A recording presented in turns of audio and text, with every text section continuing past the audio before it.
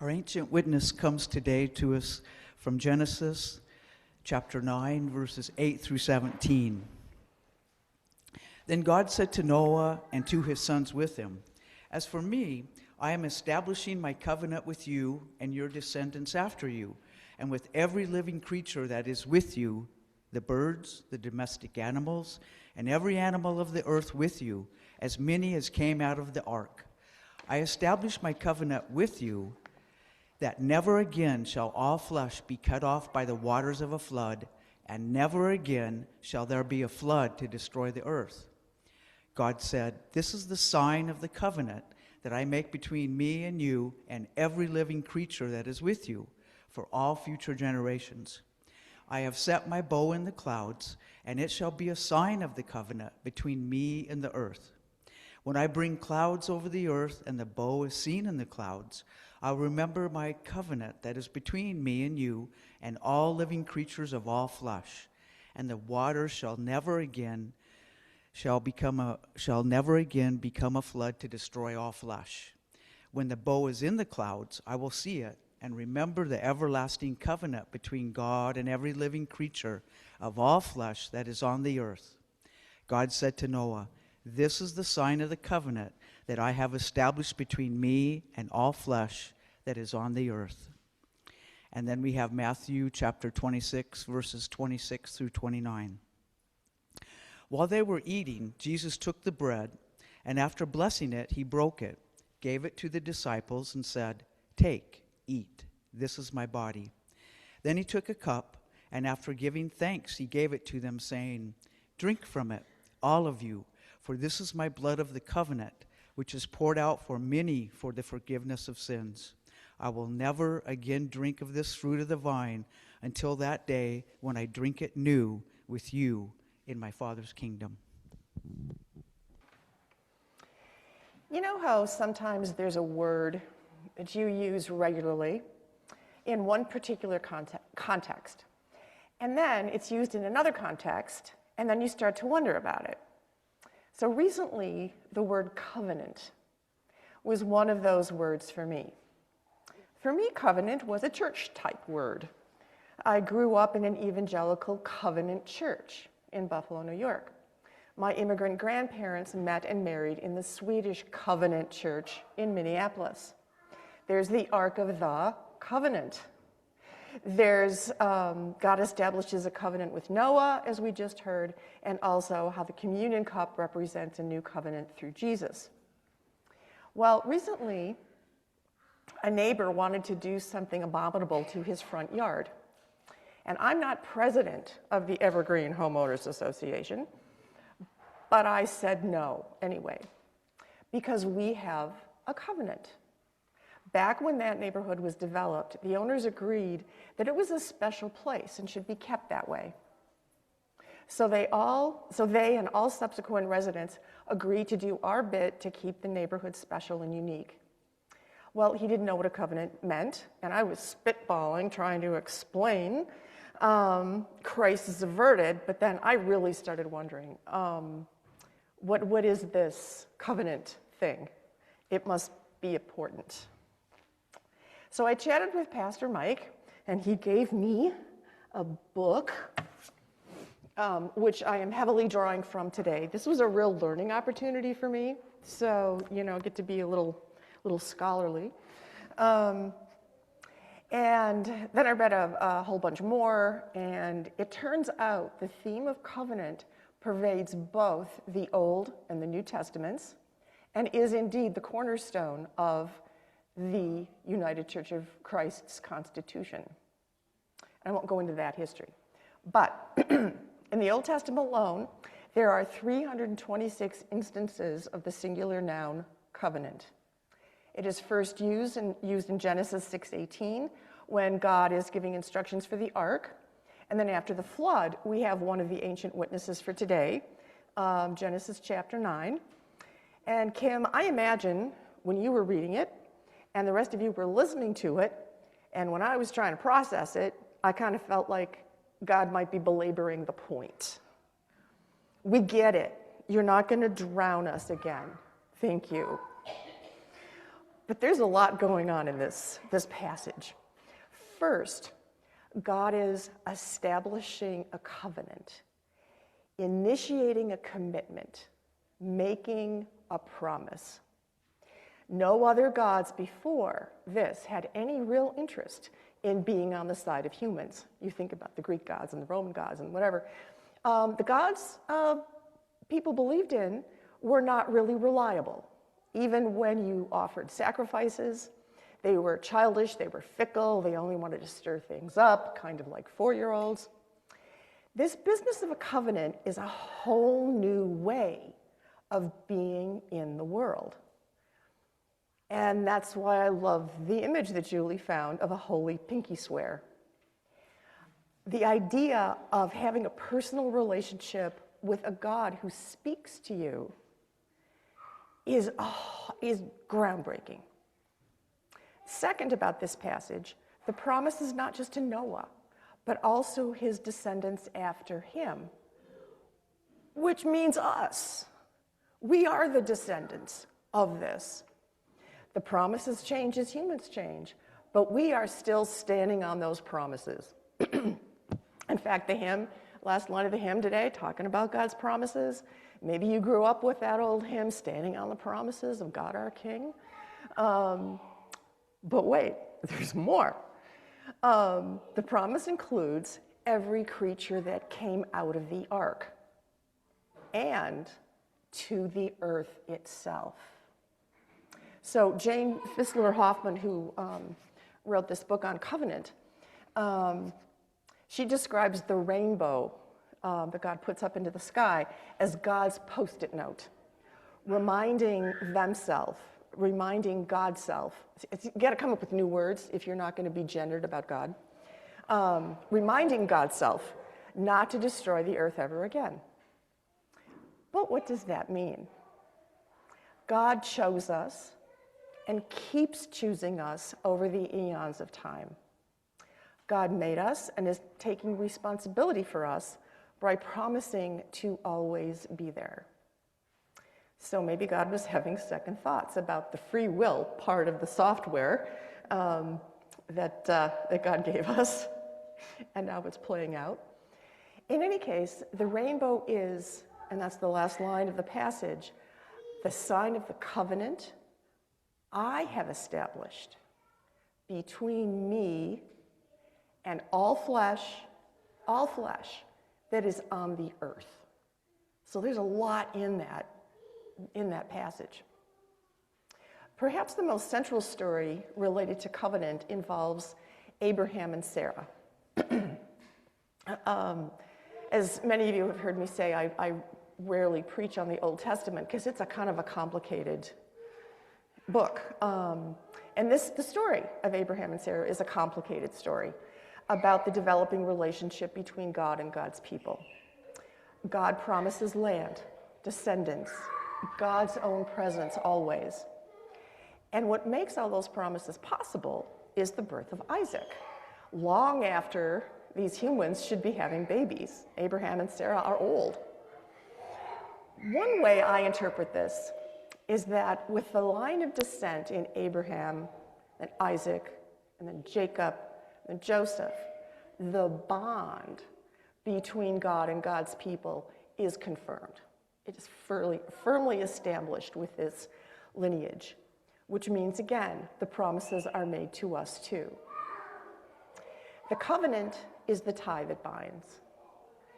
Indeed, the term covenant is derived from the Semitic word bereth, which means to fetter or to hold fast, like a pinky swear.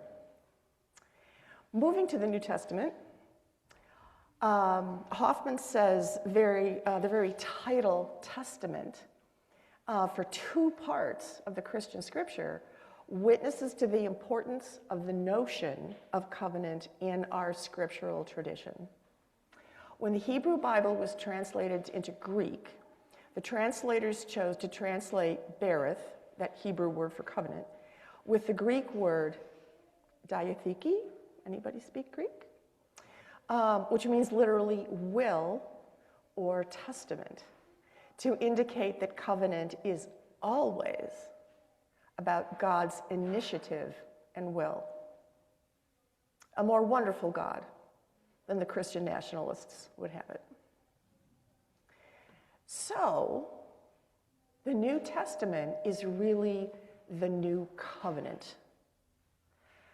I'm sure there are whole seminary courses based on how the writers of the Gospels and Paul's letters construct their narratives to keep a tight focus on covenant as a guiding principle while they are planting churches and growing a new faith.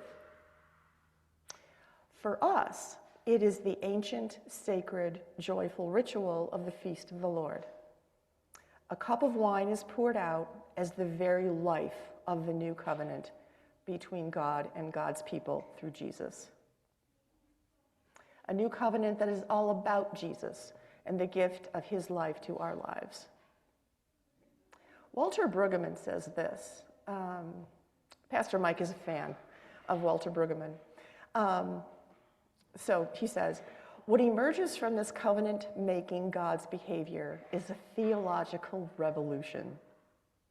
This God is not marked by power, but by faithfulness and vulnerability.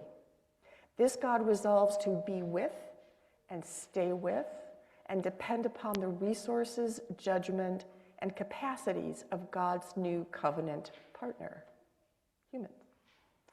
Covenant means to locate the power for life, not in self, but in commitment, giving, and caring of the other ones. I love that, of the other ones. So not only does God hang in there with us through thick and thin, we are invited to commit and to care and to give and to care for each other as Jesus did. That God's promise is one-sided, to me, is huge.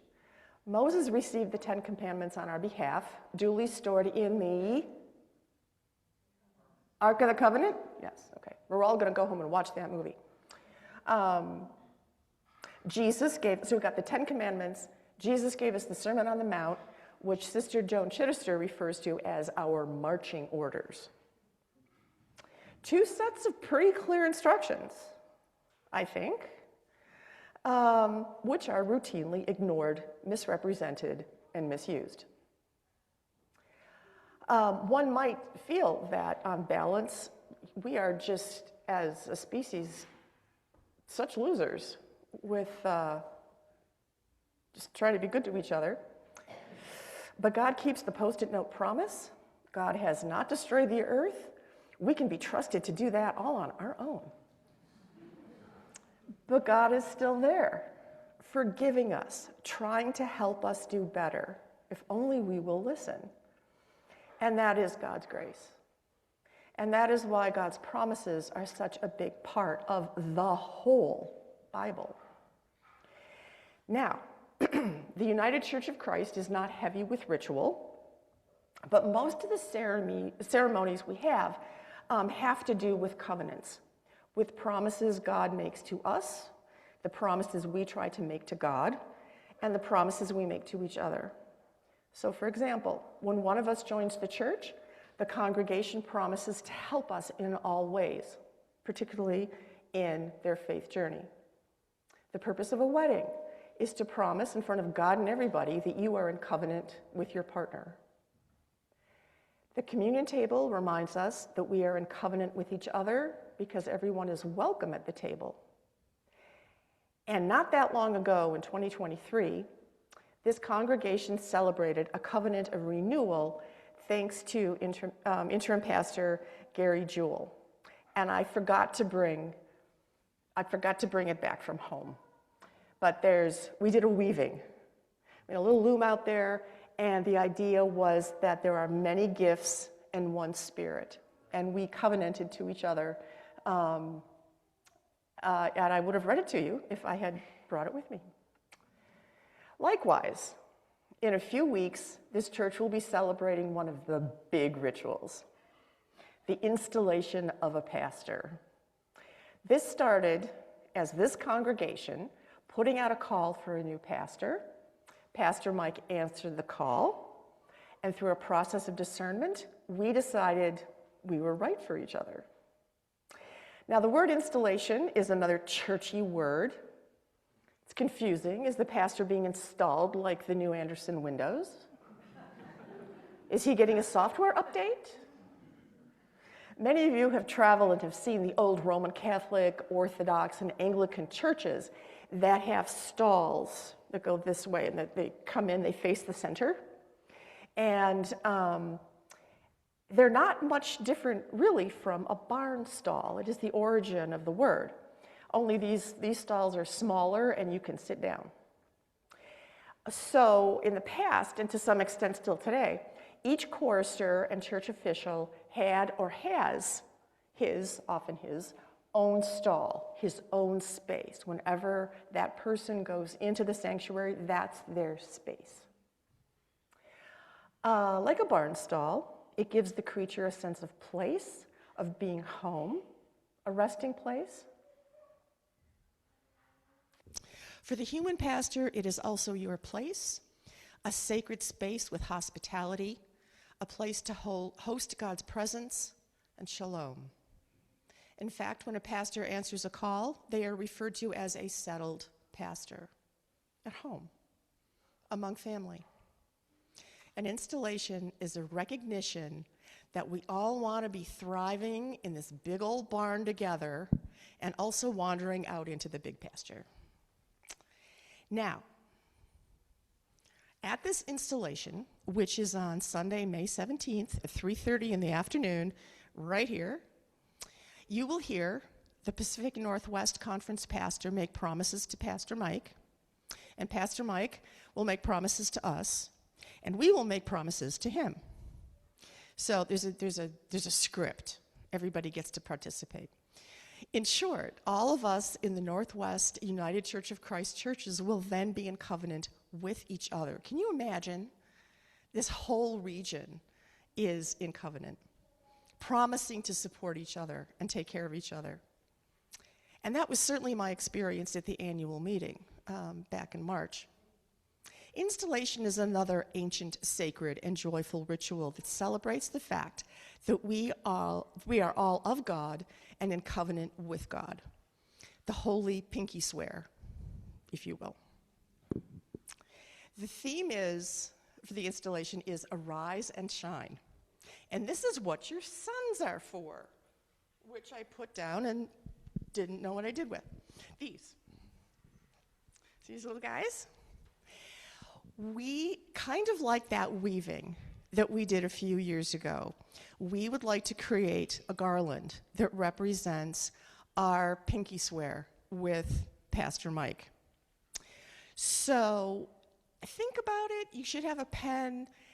Jot down a few words or maybe draw a picture about your part in this new covenant on the sun and drop it into a basket that I'm sure we'll find. What is your gift? I mean, it's not a big deal. It's just your intention of coming into this new time in our church. What is your joy? What is your gift? What is your prayer? What is your vision?